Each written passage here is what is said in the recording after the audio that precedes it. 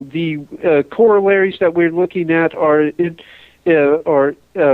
include internal discontent stemming from protracted imperial mobilization, and the spread of very negative doctrines and beliefs in our armed services as a means of carrying out that imperial mobilization. When a nation decides to go down the imperial route, needless to say, its army needs to develop a more vicious, almost savage and inhumane edge, and that calls for the integration of very pestilential ideas into that nation's armed forces. And we see that going on with our military today, with the spreading of ideas by thinkers such as Major Ralph Peers, and we see it also with the Army basically turning to white supremacist groups and street gangs as recruitment pools, and we also see it with the acceptance of overt Satanists within the ranks of the United States military, and we began to explore that satanic aspect on side one, and we were looking into the curious and bizarre case of Army intelligence figure Michael Aquino. Now, as I mentioned on side one, Michael Aquino, in an interview with Oprah Winfrey, defined Satanism as, quote, a recognition that humanity, unique among life forms, is something that can perceive itself as an actor against the rest of the material universe, that we can reach out and we can change it, unquote. Now, from such a statement, astute listeners will discern intimations of a special gnosis akin to that of the Italian humanist who co-opted operative Masonry and transformed it into speculative Masonry. This gnosis was a secret knowledge of how to harness the forces of nature for a socio-political purpose. Again, the theme of resculpting reality emerges, and that theme stems from the Gnostic optic of history, which holds that it is not original sin which corrupts man, but the universe into which he was thrusted and finds himself perpetually alienated within. And as readers will recall, or listeners will recall from previous discussions, in particular episode 1 of the Collins Brothers Unleashed, it was Emanatist Gnostics such as Karl Marx who wrote extensively on the problem of alienation and proffered his communist state as the means by which such alienation could be mitigated. We've already acknowledged and discussed the inherent fallacies of that particular assertion. Aquino's occult theology also synchronized with the behaviorist assumptions upon which the MK Ultra program was premised, as is evidenced by his own distillation of the concept of lesser black magic, LBM. Now, LBM, as defined by Aquino, was the, quote, influence of beings, processes, or objects in the objective universe by the application of obscure physical and behavioral laws, unquote. Aquino contended that LBM could be used to control civilian populations. The modus operandi involved psychological warfare techniques combined with conventional terrorist methods. Arcane though such concepts might seem, Aquino's theories were submitted to the Washington Military Review as a report titled From PSYOP to MindWar, The Psychology of Victory, unquote. The report enumerated several psychotronic, that is to say, psychological electronic techniques, including the use of ELF waves and the alteration of atmospheric ionization levels in the manipulation of a target population's behavioral patterns. Behaviorism is premised upon physicalism, a philosophy of mind that equates mental states with the biochemical processes of the brain, thereby reducing the concept of the soul or spirit to a metaphysical fantasy.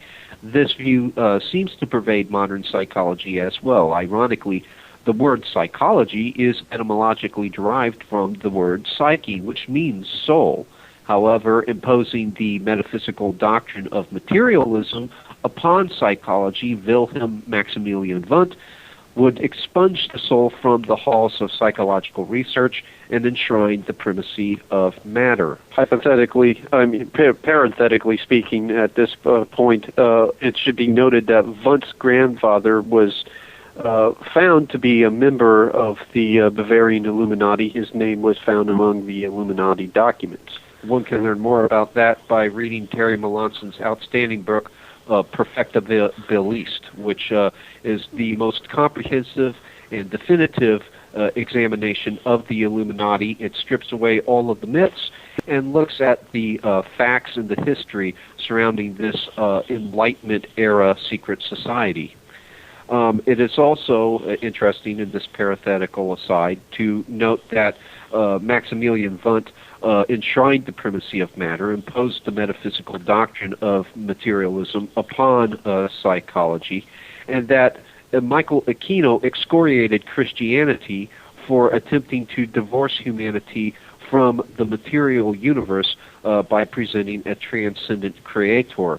This preoccupation with the material universe, again, is a hallmark of neo-Gnostic emanatism, which seeks to transform the temporal spatial realms and in so doing create utopia. This again stems from the Gnostic rejection of original sin and the transplantation of the systemic corruption not within man but within the ontological confines of the physical universe itself. Thus, the physical universe is hell, as per the traditional Gnostic view. However, as per the neo-Gnostic view, the ontological confines of the physical universe are malleable and pliant, and as such can be shaped and molded and, in essence, changed so as to create an absolute heaven, a utopia, in which man would find himself completely and totally freed of the chains of alienation and perfected to a state of godlike perfection. Several years later, though, after Maximilian Wundt expunged the soul from the halls of psychological research, B.F. Skinner continued the materialist physicalist tradition of psychology, dubbed behaviorism. Skinner's brand of psychology emphasized observable behavior as the primary indicator of mental states. Now, working from this premise, Skinner developed a technology of behavior by which human nature could be conditioned and manipulated. Skinner believed that as desirable behaviors were promulgated within the human herd, the ideal society would eventually emerge. Skinner presented his psychologically engineered blueprint for utopia as a roman à claif entitled Walden II. Walden II was characterized by many as innocuous fiction, and Skinner himself stated, quote, "The behavioral engineering I had so frequently mentioned in the book was at the time little more than science fiction," unquote. Yet, behavioral conditioning was much more than science fiction to dark forces with dark intentions. Thanks to a $5,000 grant from a group known as the Human Ecology Fund, Skinner was able to pay for the secretary and supplies he needed during the writing of Beyond Freedom and Dignity. When approached about the grant and its origins, Skinner claimed to have absolutely no recollection of the contribution. He did, however, make the slightly suspicious comment, quote, "I don't like secret involvement of any kind. I can't see why it couldn't have been open and above board," unquote. Now, when one examines the Human Ecology Fund closer, the reasons for the secrecy become far more transparent. Assembled in 1955 under the title of the Society for the Investigation of Human Ecology, this organization would later change its name to the Human Ecology Fund in 1961. For the sake of convenience, researcher John Marks, in his excellent book over MKUltra, simply refers to it as the Society. The Society itself was financed and controlled by the Central Intelligence Agency, the CIA, and it was financed for, quote, studies and experiments in the behavioral sciences, unquote. In addition to behavioral research, the Society also entertained a preoccupation with the occult. According to John Marks in his excellent book, quote, no phenomena was too arcane to escape a careful look from the Society, whether extrasensory perception or African witch doctors, unquote. So here we have another CIA machination that is delving into occultism. This is why it is not so far-fetched to accept the fact and to acknowledge the reality that the CIA was flirting with Satanists such as Michael Aquino. Also, parenthetically speaking, the ranks of the Central Intelligence Agency are drawn heavily from Yale Secret Society rosters, namely the Skull and Bone Society, Scroll and Key, and other groups. And it could be that the appreciation for occultism as a form of manipulation, as a way of manipulating target populations, may have been picked up on by these individuals during their time with these occult societies at Yale and at school. It is also important to note at this juncture, again, and Paul and I have been stressing this point throughout the Collins Prose Unleashed series, that the occultism is as identified as such by Christians and by those who are familiar with various forms of mysticism, is actually stripped of all of its mystical trappings. It's not readily discernible as such in many instances. And from the naturalist, behaviorist, physicalist, materialist point of view, these all merely constitute natural phenomena awaiting the explanation by science, which, of course, is venerated in the halls of academia as a veritable form of divine revelation in and of itself. Nevertheless, it's no less occult, because occultism is essentially a hidden tradition, and it deals with the control and manipulation of people for the purposes of gratifying self-interest. Now, the Society's president was a man by the name of Harold Wolff, a neurologist involved in CIA research and operations. The vice president was Lawrence Hankel, who was Wolff's colleague from Cornell Medical College in New York City. And according to one longtime CIA associate, Wolff was, quote, an autocratic man. I never knew him to chew anyone out. He didn't have to. We were damned respectful. He moved in high places. He was just a skinny man, but talk about mind control. He was one of the controllers, quote, unquote. Evidently, the Human Ecology Fund, or the Society itself, took on the character of its own president. One of its board members, Adolf Burl, expressed concerns over the Society's mind control projects. He said, quote, I am frightened about this one. If scientists do what they have laid out for themselves, men will become manageable ants. But I don't think it will happen, unquote. Perhaps manageable ants was what the Society had in mind when it financed Skinner in his behavioral research. In the book Beyond Freedom and Dignity, Skinner candidly states, quote, what is being abolished is autonomous man, the inner man, the homunculus, the possessing demon, the man defended by the literatures of freedom and dignity. His abolition has long been overdue. Autonomous man is a device used to explain what we cannot explain in any other way. He has been constructed from our ignorance, and as our understanding increases, the very stuff of which he is composed vanishes. Science does not dehumanize man, it dehomunculizes him, and it must do so if it is to prevent the abolition of the human species. To man qua man we readily say, good riddance.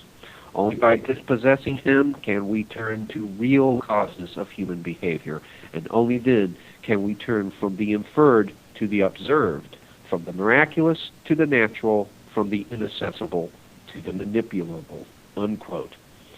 This vision of a dehomunculized and manipulable man was probably what prompted the Human Ecology Fund's $5,000 investment in Skinner's research. Skinner's alter ego in the book Walden 2 probably most succinctly voiced the rationale guiding such psychological engineering projects. Quote, "I had only one idea in my life, the idea of having my own way. Control expresses it, the control of human behavior. It was a frenzied, selfish desire to dominate. I remembered the rage I used to feel when a certain prediction went awry. I could have shouted at the subjects of my experiments, behave as you ought," unquote. It is interesting that such words actually embody the inner monologue of B.F. Skinner. For Skinner, and those who carry on in his tradition, humanity is little more than a lab animal to be conditioned and controlled. This authoritarian mentality becomes all the more evident when Skinner states, quote, "Russia, after 50 years, is not a model we wish to emulate. China may be closer to the solutions I have been talking about, but a communist revolution in America is hard to imagine," unquote. In other words, it was the communism of mass murdering Red China that was desirable, as opposed to the Russian variety of communism. Why? The Russian communists simply did not go far enough. Skinner concluded Walden 2 with the following contention, quote, "In the long run, man is determined by the state," unquote. Of course, the omnipotent state was also the god of George Wilhelm Friedrich Hegel. According to deceased researcher Anthony Sutton, quote, "Both Marx and Hitler have their philosophical roots in Hegel. This is also the intended result of the methods employed by Skinner and his adherents, the obliteration of the individual and the apotheosis of the state. Such a goal synchronizes comfortably with the vision of the power elite, which might be one of the main reasons that Skinner's methods have enjoyed widespread application today." It is also interesting to note at this juncture that the political doctrine of collectivism originated with men such as Henri de Saint-Simon and his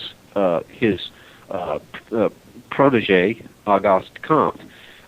As the listeners will recall from previous installments of this series, Henri de Saint-Simon extended radical empiricism, that is, the epistemological position that all knowledge is derived from the senses, to the whole of the social body. In so doing, Henri de Saint-Simon believed that the state could be analyzed according to its physiological components, just as the individual was analyzed according to physiological components. And the components that comprised the state were classes. And this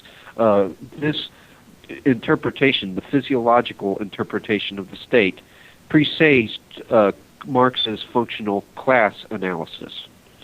Now, physicalism rejects the pneuma, that is, the spirit of man, because it does not conform to the developmental framework of evolutionary theory. How does the pneuma, an incorporeal entity, spontaneously generate itself within the purely corporeal processes of evolution?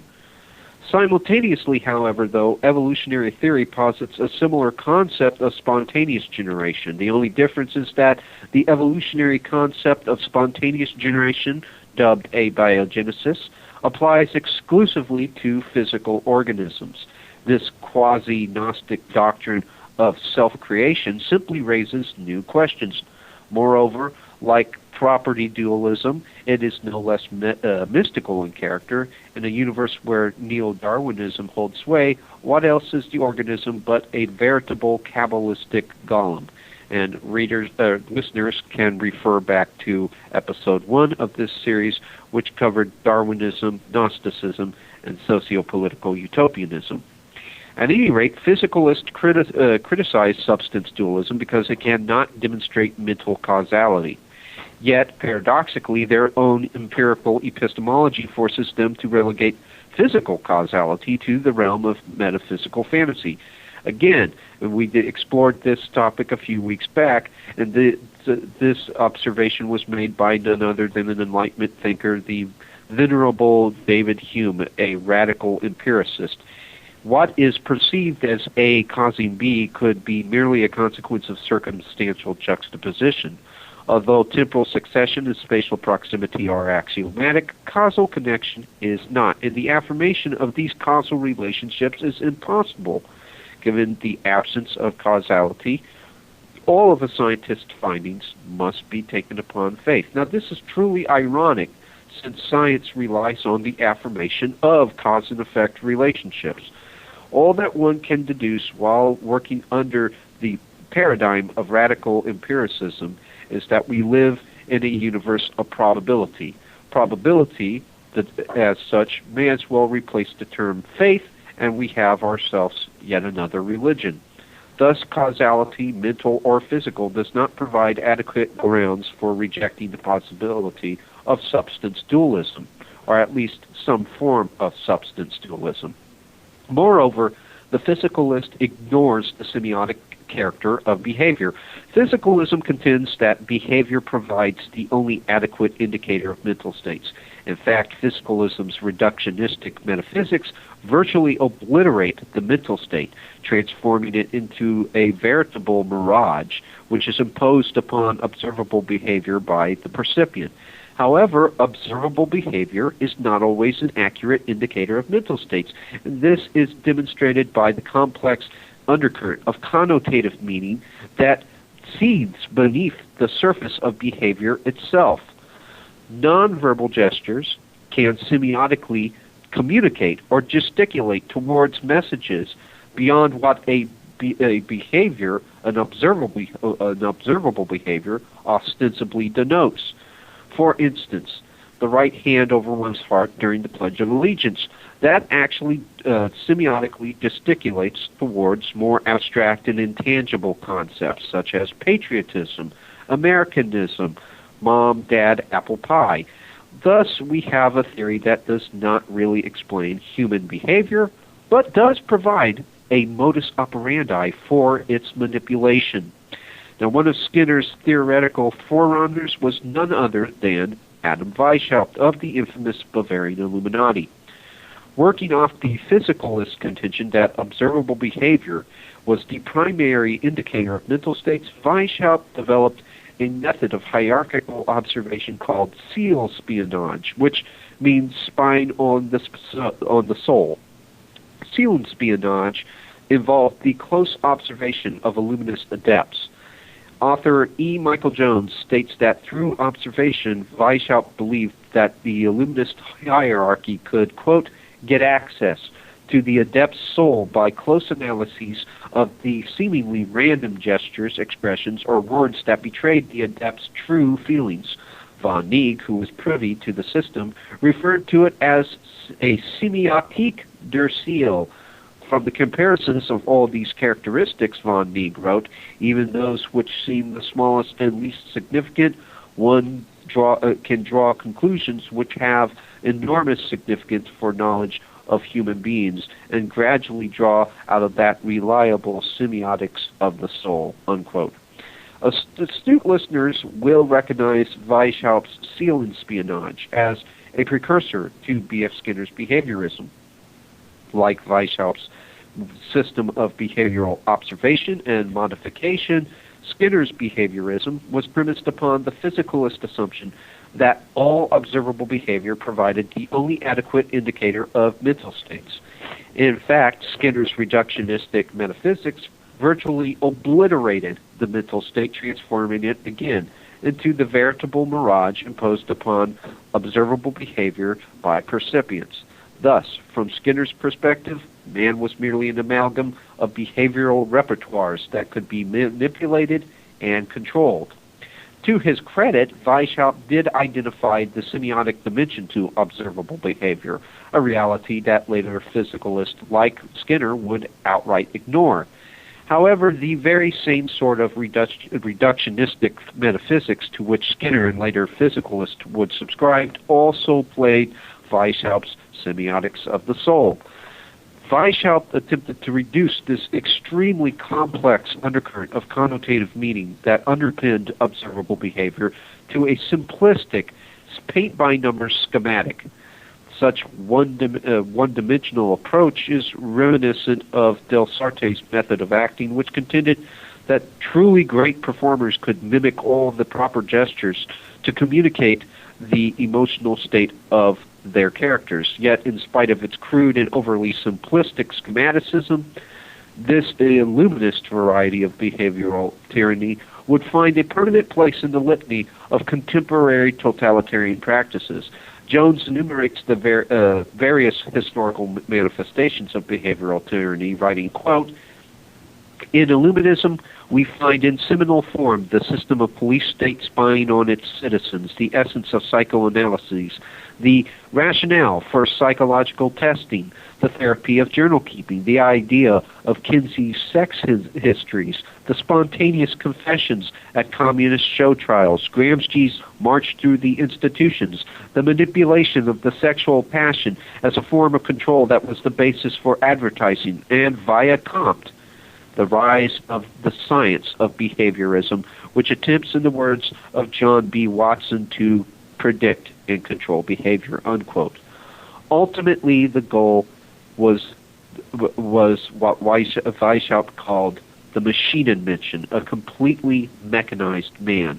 Jones writes, quote, "Once released into the intellectual ether, the vision of machine people in a machine state controlled by Jesuit-like scientist controllers would capture the imagination of generations to come, either as utopia in the thinking of people like Auguste Comte, or dystopia in the minds of people like Aldous Huxley, Fritz Lang, whose film Metropolis seemed to be Weishaupt's vision come to life," unquote. Now, perhaps the creation of a machine man was precisely what the military establishment had in mind when it employed the services of Michael Aquino. After all, a spy who was programmed to selectively store and delete valuable information like a computer was the objective of MKUltra. Deviants like Aquino merely promised to refine the software, as is often the case with most men of science who blindly endeavor to build a better machine. Moral and ethical considerations are often subordinated to an Enlightenment-era preoccupation with progress and rampant technophilia. The Manhattan Project, for instance, birthed a force that flattened Hiroshima and Nagasaki and killed millions of people, and also drove the entire world into absolute panic and the dialectical manipulation of the Cold War. In the case of MKUltra, efforts to build the better spy in the name of national security prompted the military establishment to accommodate the deviant proclivities of men like Aquino. Today, in the name of building an empire, that same military establishment tolerates the racist and radicals whose manpower is needed to sustain imperial mobilization. Jesus Christ once asked, "What does it profit a man to gain the whole world but lose his own soul?" As is painfully evidenced by the Fort Hood shootings, the empire builders of Pax Americana are in the process of finding out. Now turning to From Psyop to MindWar, The Psychology of Victory by Colonel Paul E. Vallely with Major Michael Aquino. We want to look at some of the some excerpts of this document, basically to show how Aquino is continuing on in the tradition of Skinner and Comte, Henri de Saint-Simon, Wundt, and Weishaupt. The article begins off with asking, after the first two paragraphs, a very pointed question. It reads, quote, "Does PSYOP work, or is it merely a cosmetic with which field commanders would rather not be bothered?" Unquote. Well, the answer for Aquino was that PSYOP did in fact work. He writes, quote, "Had that question been asked in 1970, the answer would have been that PSYOP works very well indeed. In 1967 and 1968 alone, a total of 29,276 armed Viet Cong in VA, the equivalent of 95 enemy infantry battalions, surrendered to ARVN or MACV forces under the Chow Hoi Amnesty Program, the major PSYOP effort of the Vietnam War. At the time, NACV estimated that the elimination of that same number of enemy troops in combat would have cost us 6,000 dead. On the other hand, we lost the war not because we were outfought, but because we were out-PSYOPed. Our national will to victory was attacked more effectively than we attacked that of the North Vietnamese and Viet Cong, and perception of this fact encouraged the enemy to hang on until the United States finally broke and ran for home. So our PSYOP failed. It failed not because its principles were unsound, but rather because it was outmatched by the PSYOP of the enemy. The Army's efforts enjoyed some battlefield success, but MACV's PSYOP did not really change the minds of the enemy populace, nor did it defend the U.S. populace at home against the propaganda of the enemy. Furthermore, the enemy's PSYOP was too strong that it, not bigger armies or better weapons, overcame all of the Cobras and Spookies and ACAVs and B-52s we fielded. The lesson is not to ignore our own PSYOP capability, but rather to change it and strengthen it so that it can do precisely that kind of thing to our enemy in the next war. Better hardware is nice, but by itself it will change nothing if we do not win the war for the mind." Unquote. So as you can see, for Aquino, PSYOP is not only very relevant, it's essential, and we must be involved, and the United States must be involved in a kind of PSYOP arms race with other countries, and that fact is especially true now that the United States has been transformed into an empire. It could be said that it is actually much more important now that the United States is beginning to display imperialist aspirations under the current the rule of the current elite faction of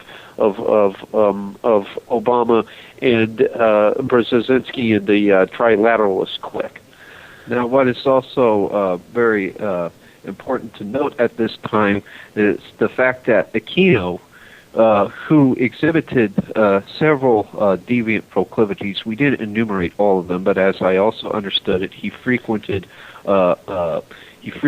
bars and establishments where there were several prostitutes. Many have even speculated that Michael Aquino is bisexual. The reason that his antics were tolerated is the same reason that the antics of white supremacists and even fundamentalist radical Islamists, such as the shooter who carried out the massacre at Fort Hood, are tolerated. It is because in the effort to perpetuate imperial mobilization, the defense establishment, the military establishment here in the United States cannot afford to be selective anymore. They must draw their talent from a much more elastic pool of recruits, and must employ a criterion for selection that is growing increasingly elastic in and of itself. This growing elasticity allows for the recruitment of outright criminals and miscreants. And this is why we have what we have today, these shootings at Fort Hood and also other atrocities such as Blackwater. Blackwater, which has since changed its name, carried out terrible, terrible atrocities in Iraq.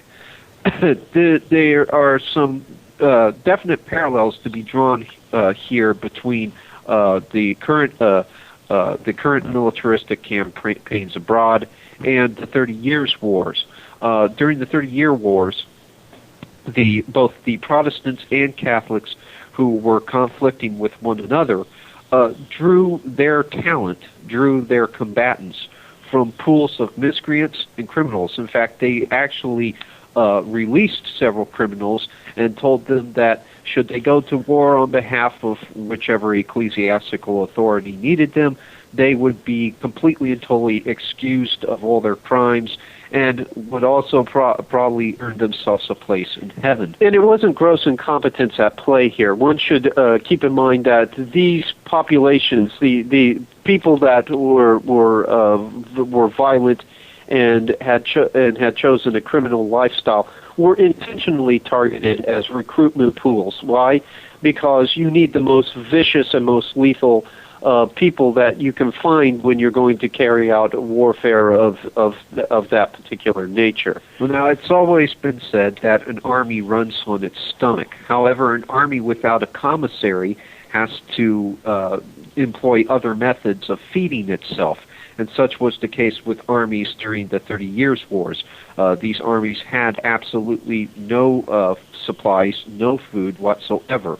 So they simply entered whatever town happened to be on their map, would slaughter, rape, murder, and steal what food they needed. And again, it certainly didn't seem to disturb or upset the moral sensibilities of either the Protestants or Catholics, which arguably did not represent really the gospel, but instead represented the political interest of self-perpetuating oligarchies, which seemed to populate the medieval period of history. But at this point in time, during this period of history, thanks to the dialectic that had formed had formed in the Christian world, in Christendom, both Protestant and Catholics were no longer really so much religious movements as they had evolved into political movements. Yes, and for the atheist who would love to cite this instance as a argument for the complete abolition of religion, bear in mind that the transparently anti-Christian Enlightenment that followed birthed the French Revolution, which led to a sort of neo-Gnostic radicalism that actually cannibalized itself and resulted in the terror. So,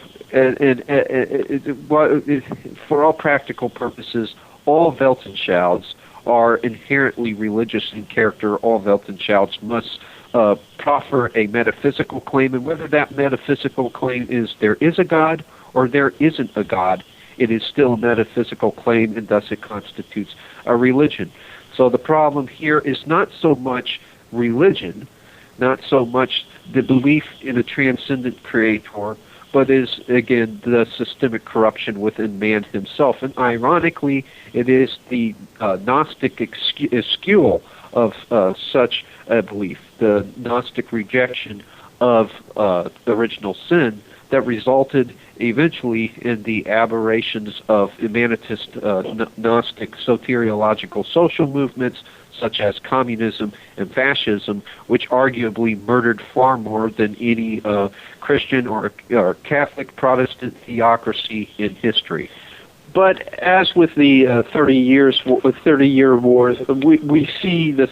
Well, we see the same thing now that we saw with the 30-Year War, where criminals are intentionally being looked upon as potential recruits because of the savage and criminal aspects of their behavior. It actually gives them the kind of vicious edge one needs when one is attempting to establish empire. This isn't about the maintenance of America, the Republic. Keep in mind, this is about the dream of global supremacy. Unfortunately, whether it be under the neoconservative faction, which sought to build that empire by alienating the United Nations, or the current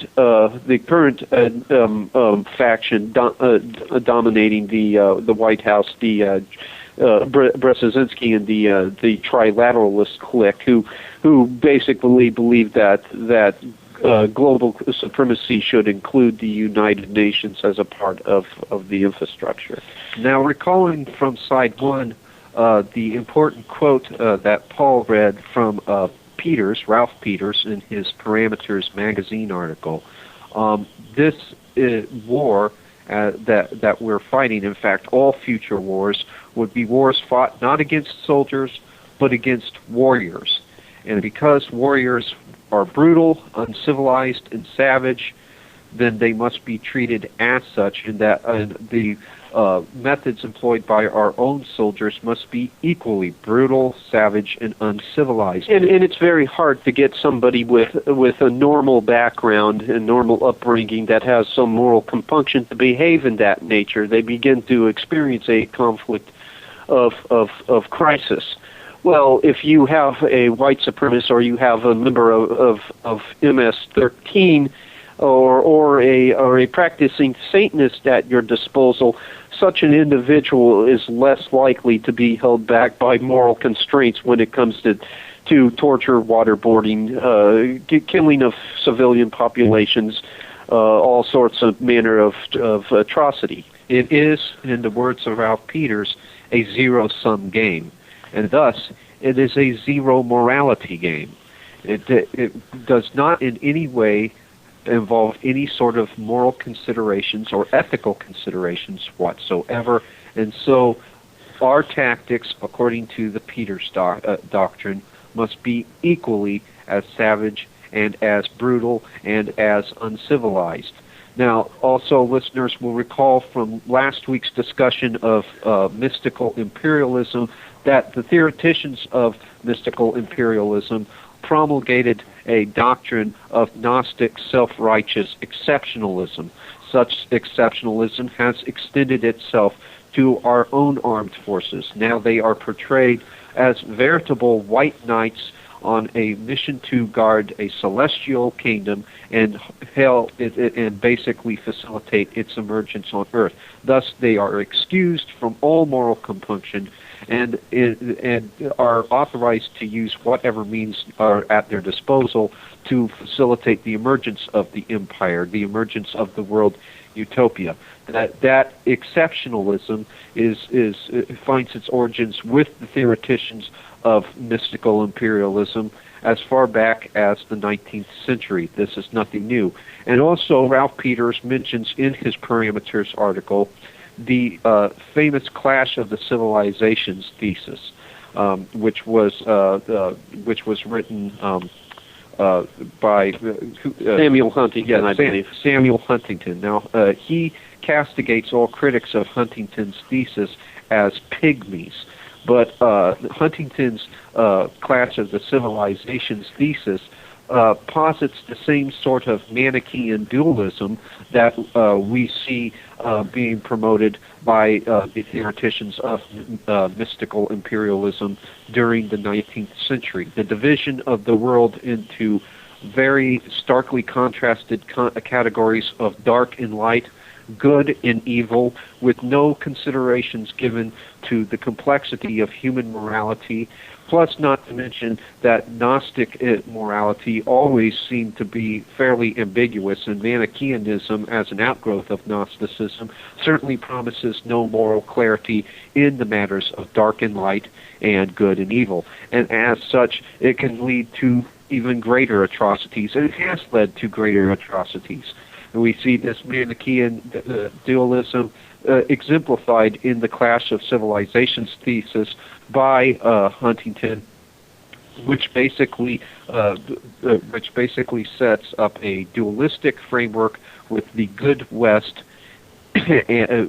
basically combating an evil Arab world. And this binary opposition of good and evil finds the Muslim occupying the category as evil, while the American soldier occupies the category of good, and is thus falls under the aegis of this exceptionalism, and is characterized as the veritable white knight defending the emergent utopian world.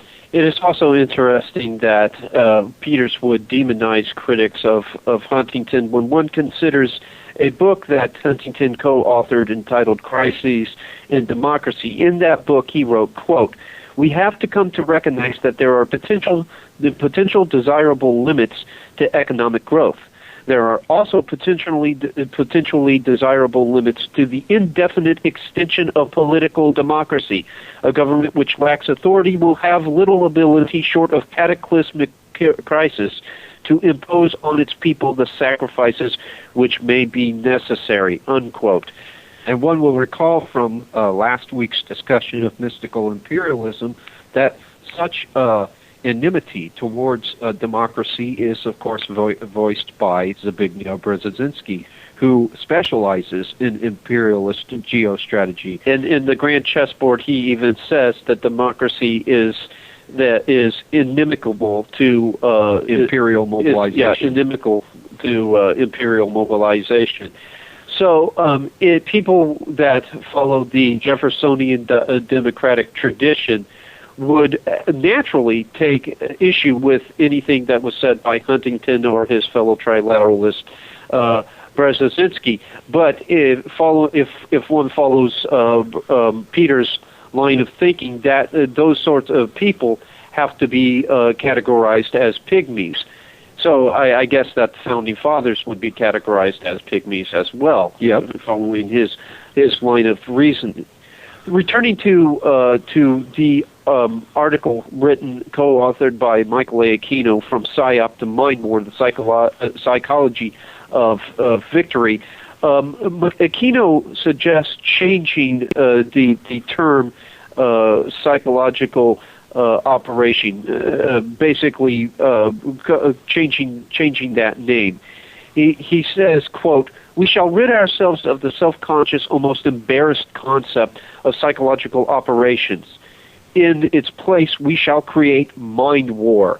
The term is harsh and fear-inspiring, and so it should be. It is a term of attack and victory, not of rationalization and coaxing and conciliation. The enemy may be offended by it. That is quite all right as long as he is defeated by it. A definition is offered. Mind war is the deliberate, aggressive convincing of all participants in a war that we will win that war," unquote. Now, it's interesting that that Aquino suggests that we should basically shed all sophistication when looking at ways of capturing the human mind, and just basically looking at it as the very Machiavellian brutal thing that it is. What's also scary, though, is that later on in the article, Aquino suggests that mind war should be applied in the realm of civilian population. Civilian population should be targeted for mind war. He writes, quote, "Strategic mind war must begin the moment war is considered to be inevitable. It must seek out the attention of the enemy nation through every available medium, and it must strike at that nation's potential soldiers before they put on their uniforms. It is in their homes and their communities that they are most vulnerable to mind war. Was the United States defeated in the jungles of Vietnam, or was it defeated in the streets of American cities?" Unquote. Such contention is echoed by Peters in his own parameters thesis, when he basically says that the warrior class is composed not just of cached military men, dispossessed military men, but also by civilians, by disenchanted, disenfranchised, marginalized civilians, Evidently, at some point, according to this paradigm, this overarching paradigm that governs the thinking of men such as Aquino, such as Peters, and such as Huntington, the civilian world will have to come under attack. The civilian world will have to be targeted for at least some sort of limited exchange in terms of lethal force. And what I find probably most disturbing is that there is so much overlap between the ideas of individuals such as Ralph Peters, who doesn't seem to be a professed believer of any religious faith, and overlap between his ideas and Brzezinski's ideas. They both seem to me to be of a secular mindset. Overlap of their ideas with the ideas of a professed, outright overt Satanist. Well, like I said in side one of this discussion, those who subscribe to the pragmatist philosophy, which Huntington and Brzezinski certainly do, and so does Peters, may as well be practicing Satanists, only unconscious practicing Satanists. And this, again, reiterates a point that we have endeavored to impress upon the audience, that not all occultism, not all Satanism is readily discernible as such. If it is codified as revolutionary doctrine, codified as political policy, codified as geostrategy, codified as geopolitics, it really doesn't matter. The undercurrents thereof are satanic. However, it is not transparent. It's not readily discernible as such. One must view the logical outworking of said policies, of said revolutionary doctrines, of said geostrategies, of said geopolitics, in order to discern that satanic thread of thought. And bear in mind also that it is not necessary for anyone to accept the existence of Satan in order to be a Satanist. In fact, as the old aphorism opines, the greatest trick that the devil ever played on the world was convincing the world that he didn't exist. Unconscious adherents are just as useful, if not more useful, to the adversary himself as any conscious upside-down pentagram tattooed Satanist wearing all the mascara, makeup, and chains, chips, dips, and whips, so to speak, and camo wax on the nipples. So the forensic evidence of cauldrons and black robes and upside-down pentagrams does not have to be present for an anti-Christic force, for anti-Christic forces to be present. As a matter of fact, in the case of the American Empire and the transformation of the American Empire, of America the Republic, into America the New Rome by the power elite, it seems that the anti-Christic forces are now damn well hiding behind the flag, behind the old glory, unfortunately. Well, and as many listeners will recall from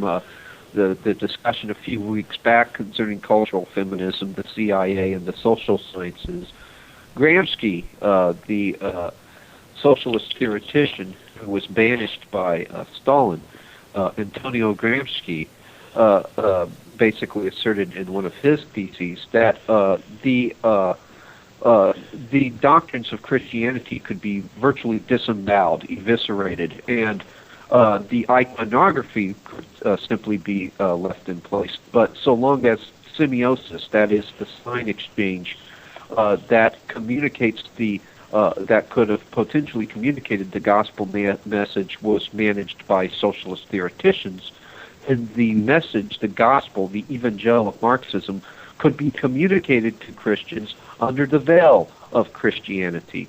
So iconography, symbols, signs, their meaning is arbitrary. That's not to give any sort of credence to any sort of relativistic worldviews, but the meaning of signs and symbols by which we interpret the objective universe that we inhabit is arbitrary. So cultural and patriotic artifacts that mean a lot to probably a lot of listeners out there, and to us as well, such as such as the American flag, the bald eagle, and even some Christian symbols have been emptied of all of their original substance, and they're now being used as vehicles, as vessels for a very nefarious anti-Christic philosophy. Well, it's almost as though the neoconservatives that they gazed into the sky, saw a cross hovering there with the words, "By this symbol ye shall conquer." But keep in mind though that the neocons have been purged from office, and that that Brzezinski and another faction of the power elite, predominantly made up of trilateralists and neoliberals, are redirecting the American empire and sending it off to fight other enemies, other roadblocks to the New World Order. Yes, but nevertheless, when they initiated imperialist mobilization after 9/11. Don't forget that they were referring, many of their theoreticians and George W. Bush himself, who was surrounded by this neoconservative brain trust, was referring to the war as "quote unquote" a crusade, thus alluding to the Christian Crusades. So again, we have the use of religious vernacular, in particular Christian vernacular, that is completely and totally eviscerated, disemboweled, completely emptied of all of its substance. And beneath the surface of that vernacular, we have a connotative undercurrent of imperialism and of neo-Gnostic, Humanist, socio-political, utopian fanaticism. Yeah, we even see that in the privatized military portion of the drive for empire, with again returning to Blackwater and Eric Prince, and the fascination that the Knights Templar hold with that group and hold with Prince. They look with a special veneration towards the Knights Templar, and actually consider them to be a real Christian group, even though they were in fact a Christian heresy that much of today's occult traditions are derived from. Yeah. But in short, in summation, the empire builders are, in order to facilitate imperial mobilization, drawing from recruitment pools of radicals, miscreants, anarchists, racists, and even occultists and Satanists, in order to carry out the mission and the goal, which is the establishment of world hegemony under the appellation of empire. It is as I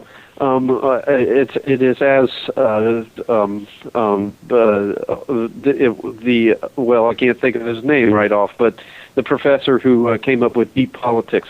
Peter Dale Scott. It is as Peter Dale Scott asserted with his concept of deep politics. The overworld periodically collaborates with the underworld that it claims to be fighting, and that, in essence, is what the euphemism of a new world order in actuality truly connotes. It is a system of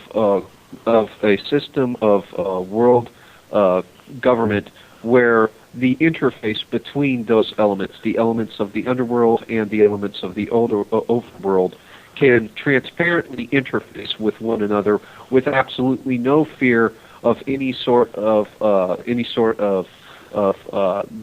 justice, any threat of litigation. Their dialoguing and networking it happens out in the open. It happens for all eyes to see. Certainly.